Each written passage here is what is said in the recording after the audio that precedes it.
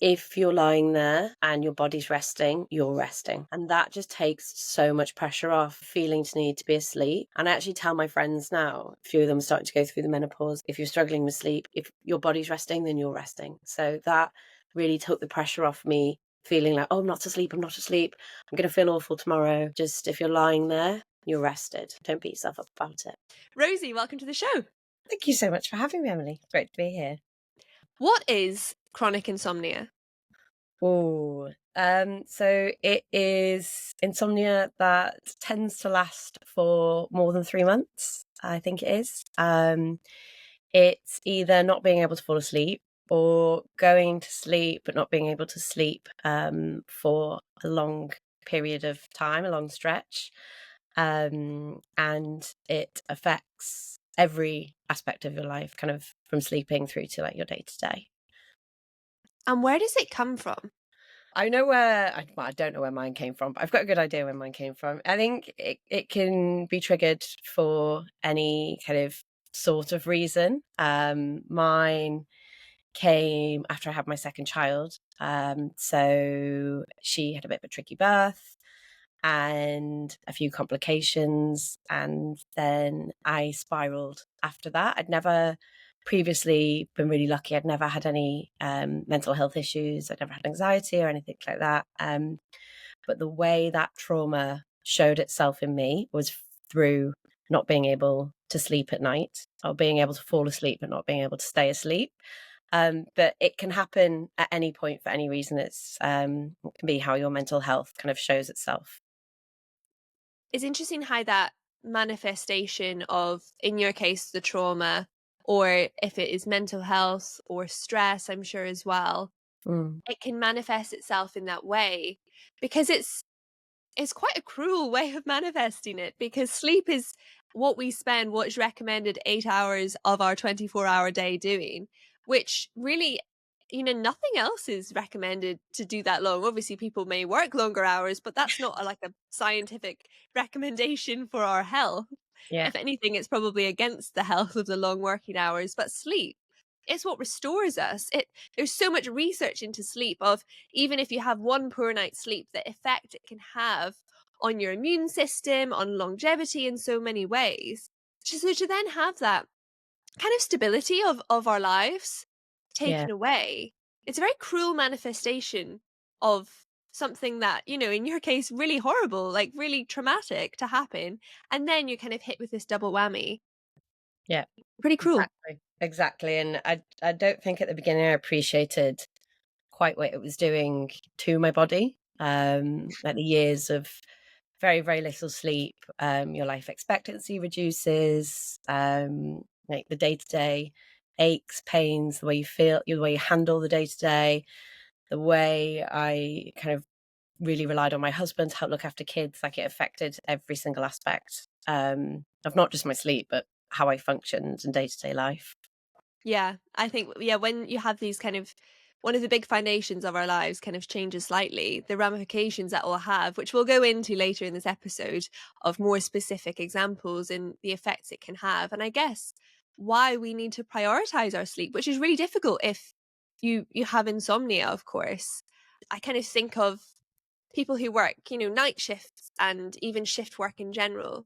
Mm. That's a huge negative side of it, of medically, the effects that it can have on people and Yeah. their health. Not really, I'm not talking about mental health here, physical health alone is staggering, don't you think? Yeah, and sometimes when I'm awake at night, I think about people on the night shift, and I think about people working nights, and I really do sympathise with kind of then having to get like the same quality sleep that you get at night during the day, because it's really difficult. It's really difficult to get those 8 hours at any other time when the rest of the world isn't sleeping. Yeah, yeah, very true. It's hard to kind of fit that in because it's such a significant period of time as well. Do you think that insomnia can affect anyone? If you'd asked me 4 years ago, I probably would have said no, just because I always had good sleep. I never had an issue with sleep before this. I never thought it would be something that would come for me. But since I've had it, I do think, it could be triggered at any time due to anything. I think anyone could suffer from it. I would have said 4 years ago, no, I sleep fine. I'm a great sleeper. I love my sleep. And yeah, now I'm kind of in a different frame of mind about it. Yeah. Yeah, I'm sure. And when you're in those periods of really restless sleep, not being able to go back to sleep, what's your kind of what's your thought process going at? Maybe you could tell us a little bit about your story with insomnia. Yeah, of course. So I had my first daughter in 2020, at obviously during lockdown, or just before lockdown, actually, February. At the time, I was running two businesses. I now only have one business. I think that's as much as I can handle now. And I fell pregnant quite quickly with my second, which was obviously lovely. But I think I'd underestimated what running two businesses and having two babies under 13 months would entail. And we'd also, during that time, relocated from London to Devon. And we love living in South Devon, but we moved here with no support network. So we'd lost kind of grandparents kind of there back in Kent and Liverpool. So we decided to make that move. And I had my second daughter in March of 2021. The birth wasn't kind of horrendous at all. She had a few breathing issues when she was born. It happened kind of when I was isolated. So my husband had to leave the hospital. So I was the only kind of parent with her. And because I wanted to watch her all night, I kind of couldn't get to sleep during that kind of first, second, third night. And that then triggered something in my brain that falling asleep kind of was not okay, or it wasn't going to be okay. She recovered. She's absolutely fine. But as kind of the weeks, the months went on, it was like something in my brain had told me, if you fall asleep, something bad's going to happen. And I'd maybe be able to get 1 or 2 hours, but then I'd wake before she was waking for night feeds. And it just spiraled. I just lost control of it completely. So I'd go to bed around 10 or 11 at night. I'd have really good, they call it sleep hygiene, but, making sure the room's really dark, it's cool enough, you've eaten enough hours before, you've listened to meditation, you've done this, you've done that. And I'd wake up normally about 1 a.m. and then I'd be up until the kids would wake up at about 6:30. And this went on for at least 2 years.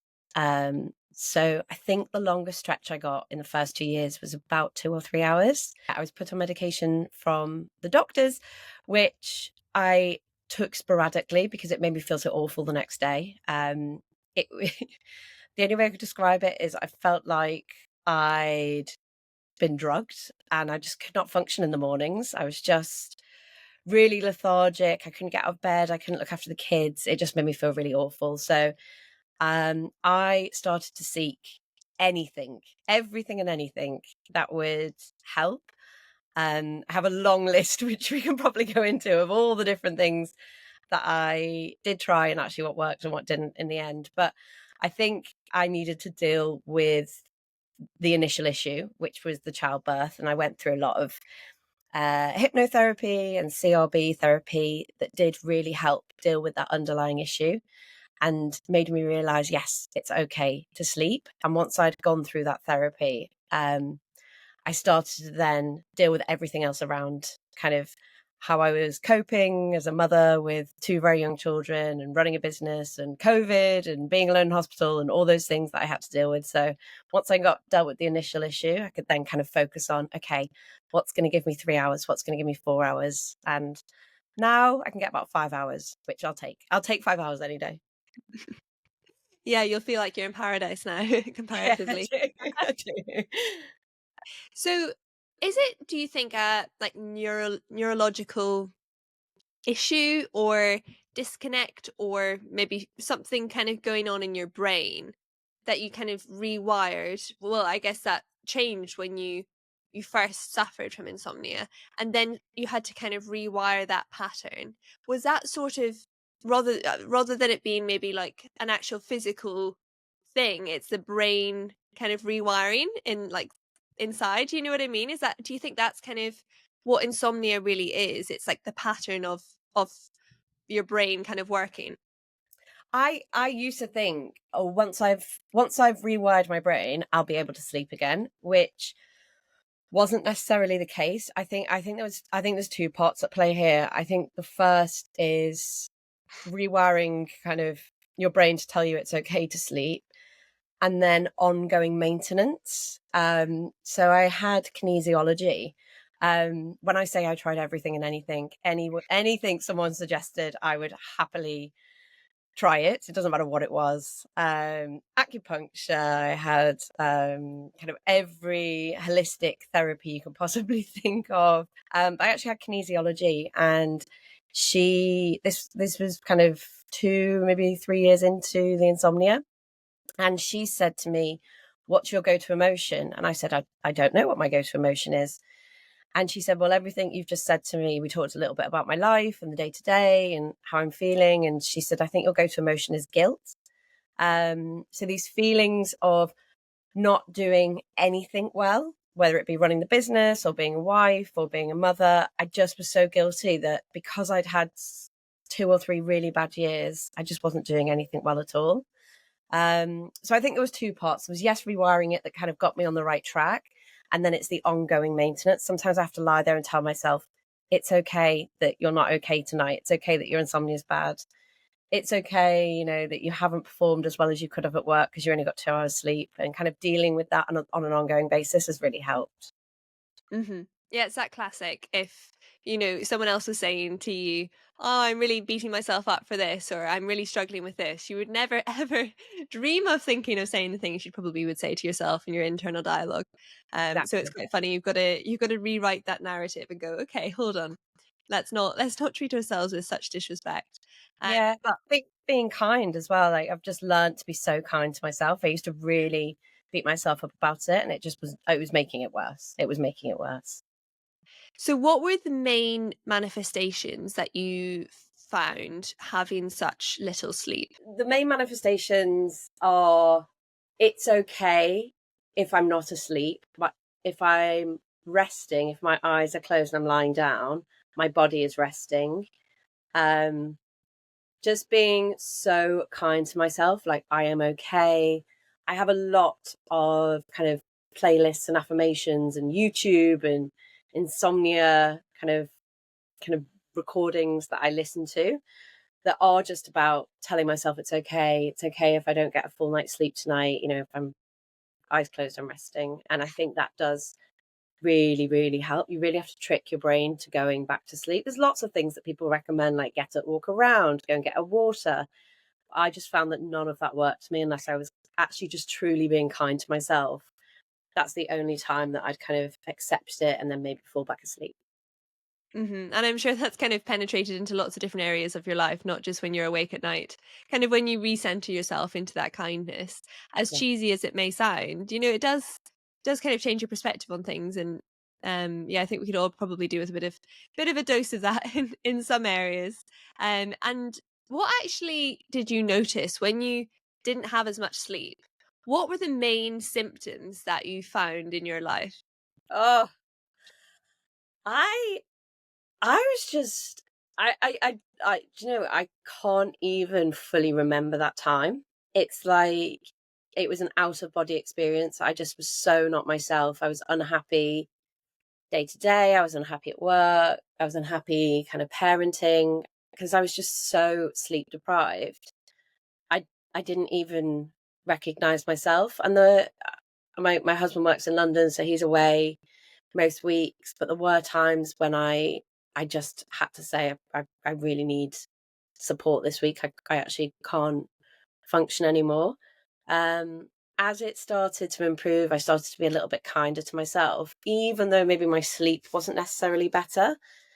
I felt much better day to day. I think I was just beating myself up so badly, and in the end, I I mean, I told the team that I was struggling a little bit with insomnia, but after a few months, I actually did tell them, like, how much it was affecting me, and there will still be some days now. I'm not saying it's perfect now because it's definitely not. I've had quite a bad kind of few weeks recently, but when it does get bad, I don't ever feel embarrassed to say, I'm struggling a little bit with insomnia at the moment. So if I'm a little bit quieter, or if I disappear for an hour this afternoon, that's why. And I think being so honest with family, friends, Nick, my husband, people that I worked with, that just kind of like it took a massive weight off my shoulder. It just made me feel okay. I can actually speak about it. No one's judging me, and that in turn then allowed it to kind of start to improve. It's interesting, isn't it, that kind of honesty and how, especially in a professional environment, it can change slightly because we have this pride, I guess, of Mm. having it all together. And I think a lot of people will kind of relate to that of imagine kind of admitting something that is quite hard to pinpoint, insomnia, it's quite hard to quantify. It's not like you've broken your leg and you're not able to, do X, Y, or Z. And also you don't know how long it's gonna be for. It's one of these more invisible, yet it's got consequences, it really can be quite debilitating. Yeah. And to actually have that honesty of saying, "Look, I'm struggling with this." How did people respond to that? Were you surprised? Everyone was so kind. Everyone's always been really kind, but it's that exact point that makes you feel silly for saying it, because you're right. It's not like it's something physical. You don't know how long it's going to last. You could be in for it for a few months. You could be in for years. Um, and when you're the boss, I hate the word the boss, but when kind of you're leading a business, the pressure to feel not invincible, but strong, and like you know what you're doing all the time and you've got it all together. I felt that pressure a lot, not because the team are putting that pressure on me, just because that's the pressure I put on myself. But everyone was so, so kind, and it actually then got me talking about it a little bit more. So I've talked about it on a few podcasts. We've had kind of some press around it that hopefully will help other people. And the more open I was about it, actually the easier it's got. And now I'm not afraid, when we work a lot with marketing agencies and other partners, and I'm not afraid to say, oh, I'm just going through a bit of a bad bout of insomnia at the moment. So excuse me if I nip off for half an hour, and I'm not going to lie down. It's just sometimes you just need to compose yourself because you're so sleep deprived. Yeah, yeah, just exactly sorting yourself out for a few minutes can actually Yeah. make a difference. And sometimes it's quite helpful when things are listed out and you can kind of identify things with yourself. When you listen to something and you go, okay, like that's not me, but I relate to that, or maybe that is me. So if we go through the list of things, I'll kind of bring up a few points. If you just list off, I guess, how you felt, how lack of sleep actually affected these things. I think Mm. that'd be quite an interesting exercise. Let's do If it. you I've never agree. done this before. Let's do it. This is great. Well, emotionally, what were the main factors that you noticed? What changed? If we just kind of list them off in bullet points, what did you notice? Emotionally, definitely affected kind of the emotional connection I had with my husband. I I had this fear of the bedroom, the bed, kind of everything, 'cause it's just got such negative connotations attached to it. If we go on a date night, it's the only thing I could talk about. It almost kind of became an obsession. What would I try next for it? I tried not to whinge about it, because I didn't think that was very productive, but sometimes you just want to have a good cry around it. I felt I really struggled to kind of be emotional with my two daughters, not because I thought kind of they were the trigger, just because like you're just so emotionally exhausted. Like you put so much emotion into just you being able to sleep that you've got nothing else to give at any other time. And then I think the same with friends as well. It's very hard when you're going through um, something like that isn't visible, and it's happening in the middle of the night when everyone else should be sleeping, to focus on anything else when you talk to people. And I think I did probably close myself off a little bit just from other people, just because I felt like a broken record, and it's hard to have an emotional conversation with anyone when you've got so little to give. So yeah, that's emotional. And mentally, what was your kind of view on life mentally? How did that change? I think in the middle of the night it was worse. When you are lying there for hours and hours and hours and hours, and you're trying everything to go back to sleep. It really did send me crazy. I tried not to look at the time, but you'd be looking at the clock. What felt like an hour had been 10 minutes. And this went on every 10 minutes throughout the night. And I'd just be like, please let the sun come up so this can end. And it drove me insane. It drove me absolutely insane. And I think where I was maybe going wrong, and something that I've really had to work on, is not fixating on the fact that I'm not sleeping and have a really positive attitude about it. If I'm lying there, my body's resting. And that really mentally flipped for me. So lying and being positive, Yeah. thinking about good things, listening to affirmations, anything that helps you when you've got a negative state of mind really did help me to deal with it a lot better, because I was driving myself nuts lying there. I saw a quote and it said, if you have a negative outlook, you're likely to have a negative life. Like no matter what your circumstances. I just thought that was really interesting because if you change your perspective on things Yeah. and people talk about, gratitude and all of that, but I'm not kind of saying that you have to delve into it, but just viewing it slightly differently Yeah. is quite an interesting flip that you mentioned there. So yeah, I like that kind of nothing's changed. You're still awake. You're still counting down the minutes, but you just is thinking like, you know what, it's actually fine, and then it changes slightly. It's interesting. And when I was finding, when I was being negative about it, whether it be in the middle of the night or in the morning, it was so much worse. Because I was talking about it more, I was thinking about it more.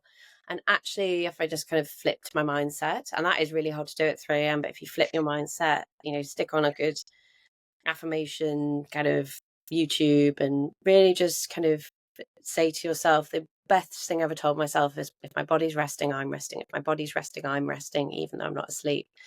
And that really, really did help to flip my mindset. And even now, when I get it, I don't feel kind of in that headspace anymore. I feel much more positive these days. How are your stress levels Um, what, at the time or at this now? time? What about the manifestations of Yeah, physical manifestations of it? How was the the stress levels were high. There was an underlying frustration. The stress levels were very, very high, but I also had a lot going on at work at the time. I was closing my first company. I was actually being sued by someone, which we won, by the way, so that was fine. But something when that plays on your mind every night. The kids were much younger; they were up a lot. So my stress levels were through the roof anyway. I did try kind of as much as possible to reduce them. So I did a lot of yoga, I did a lot of meditation. And over the years, I think that did really help. Just reducing those stress levels is obviously going to impact, if you have got kind of insomnia, it's going to help impact in a positive way, that insomnia. yeah. And physically then, linking on from that, what were your physical changes, or what did you notice having less sleep? Apart from the fact I looked awful. Big bags, big bags under my eyes. No, I was very, very achy. It took me a very long time to realize that that was actually linked. I had aches in my arms and my legs, and I couldn't figure out for months what they were. It was almost like cramping in my muscles. And I can't believe I didn't link the two together sooner. But really, really tight muscles, really tense neck pain, leg, shoulders, arms. And again, just like giving myself some leeway. I went for a lot of kind of holistic massages, which really, really helped. Just giving myself a few hours a week that were time for me just to relax and try and kind of get myself back into sleep. I should say the biggest thing for anyone that has got insomnia that's listening, the thing that had the biggest impact on me, and this won't be the same for everyone, was magnesium. Um, as I said, I went to kinesiology, which was by far, in terms of sleep, the best thing I did, because she gave me the answers I was looking for. I knew that I was feeling guilty about every aspect of my life that I wasn't performing, as a mother, as a wife, in work. And she told me I was magnesium deficient. And those two things together made a massive impact, because I was able to recognize that that was my go-to emotion and then deal with it. And I increased my magnesium intake, which almost instantly gave me a few extra hours a night. So those two things together, if anyone's got insomnia, definitely look at your magnesium, or if you can do, go and get kinesiology, because it was amazing. Was that the turning point when you Yeah. kind of discovered that? Yes. Yeah. And I actually met her through, she lives in South Devon, but I actually met her through a female networking group that I'm part of from back in London. And we just met up for a cup of tea, just to chat about running a business. And she told me what she did. And she said, I bet I can get you sleeping. And I tried everything. I tried hypnotherapy, everything you think of, I had tried to try and get me sleeping. But I thought, you know what? There's nothing left to lose. So I might as well just go and try it. And I'd say it was almost instant. Like, just knowing what that go-to emotion was, I was able to say to my husband, look, my go-to emotion is guilt. If I need an extra couple of hours, not that he was making me feel guilty about it, but I needed him to make me feel extra positive about it, go above and beyond to make me feel like this is okay. And just knowing that made a massive difference. So yeah, that was absolutely the turning point, kinesiology. And what was kind of your route back? From quite chronic insomnia. Obviously, you said you still suffer with it, in times. But what was your journey kind of from that point? What did it look like? It was just one day at a time. Um, I think when you're suffering from something like that, it literally is just kind of getting through each day. An extra 20 minutes, an extra 40 minutes, an extra 60 minutes. It all started to add up.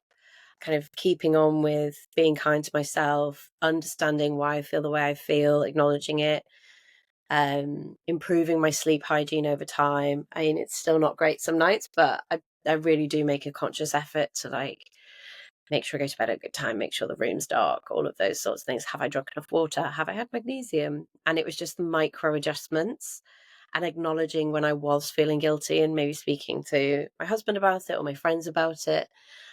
And just that, over kind of weeks, months, just started to make all the difference. What do you think are some common misconceptions about insomnia? That it means you can't get to sleep, I think, is one of the biggest ones. I can get to sleep. I can't stay asleep. So people have it normally either way. They either can't get to sleep, or they sleep and then wake up. But I could get a few really, really good hours, kind of 2 or 3 hours, like, of good quality sleep, but then I couldn't stay asleep. Other common misconceptions is maybe you can't have it long term. I never knew that it was kind of a long term, I want to say illness, because that's how the doctors describe it. But yeah, you can have it for years and years and years. And actually, the more case studies I read, and I've read other people's stories, and there is a lot of people kind of in the same boat as me, especially when they're going through the menopause. It can kind of get worse again. So yeah, there is a lot of us that do have it long term. Having read kind of other people's accounts, and obviously being so it's such a close subject to your experience as well, have you noticed any patterns in kind of where it's come from, or how it kind of works in people's lives? Have you noticed any similarities? I have read quite a few that insomnia was triggered postpartum. So it was triggered after they had a child.